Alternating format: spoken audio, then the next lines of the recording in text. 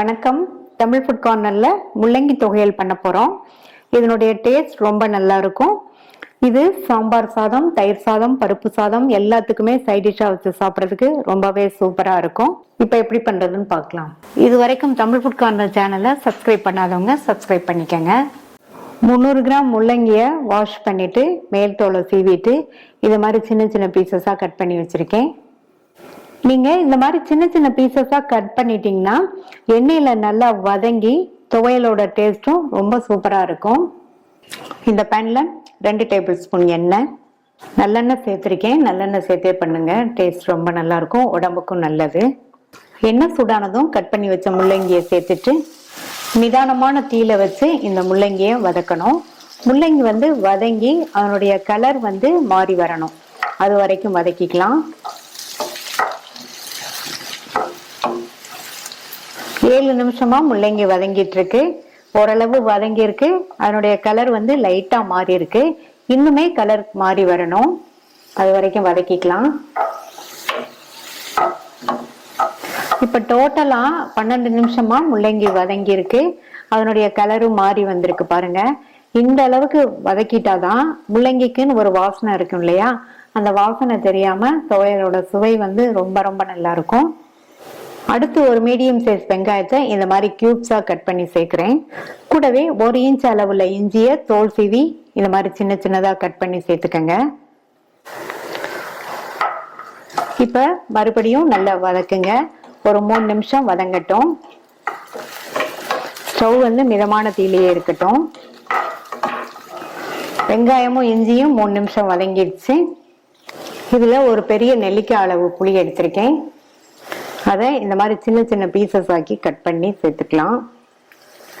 இந்த மாதிரி சின்ன சின்ன பீசஸ் ஆக்கி சேர்த்துட்டோம்னா புளி வேகமா வதங்கிடும். இந்த மாதிரி வதக்கி சேர்த்தா தொகையில் 1 வீக் வரைக்குமே கெட்டு போகாம நல்லா இருக்கும். இந்த புளி ஒரு 2 நிமிஷத்துக்கு வதங்கட்டும்.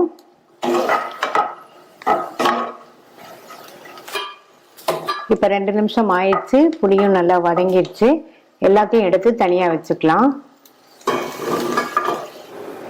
அடுத்து இந்த பேன்ல 3 டீஸ்பூன் எண்ணெய் லைட்டா சூடு ஏறினதும் இதுல 7 காஞ்ச மிளகாய் சேர்க்கிறேன். நீங்க உங்களுடைய காரத்துக்கு தகுந்தபடி சேர்த்துக்கங்க. கூடவே கலருக்காக 2 காஷ்மீர் மிளகாய் சேர்க்கிறேன். காஷ்மீர் மிளகாய் இருந்தா சேர்த்துக்கங்க, இல்லைன்னா விட்டுறலாம். இதை மிதமான தீயில வச்சு வறுத்துக்கங்க. இப்ப மிளகாய் வறுபட்டுருச்சு. மிளகாவை கரிகிராம வறுத்துக்கங்க. இதை தனியா எடுத்து வச்சுட்டு மீதி இருக்கிற எண்ணெயில 1/2 டேபிள் ஸ்பூன் கடலைப்பருப்பு சேர்க்கிறேன்.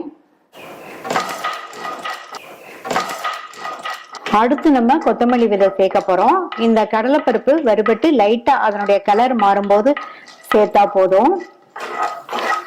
இப்ப பாத்தீங்கன்னா லைட்டா கலர் மாறி இருக்கு. இந்த ஸ்டேஜ்ல 1 டேபிள் ஸ்பூன் கொத்தமல்லி விதை சேர்க்கிறேன். கூடவே 1/4 டீஸ்பூன் மட்டும் சீரகம்.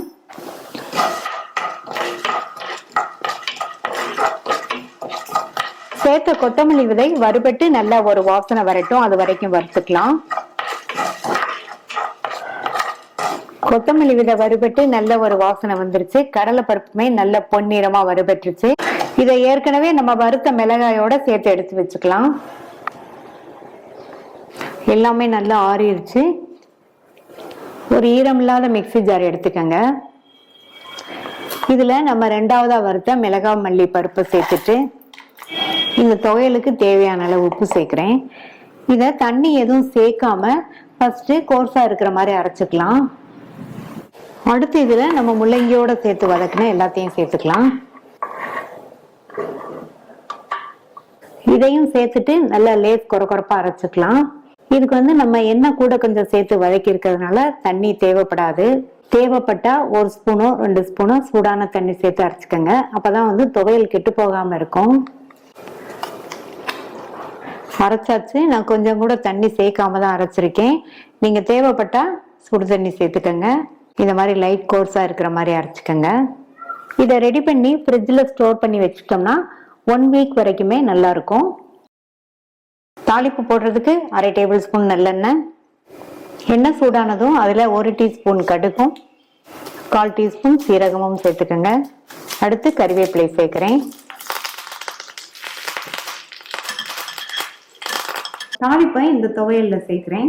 ட்ரை பண்ணி பார்த்துட்டு உங்க கமெண்ட்ஸை சொல்லுங்க. தேங்க்யூ.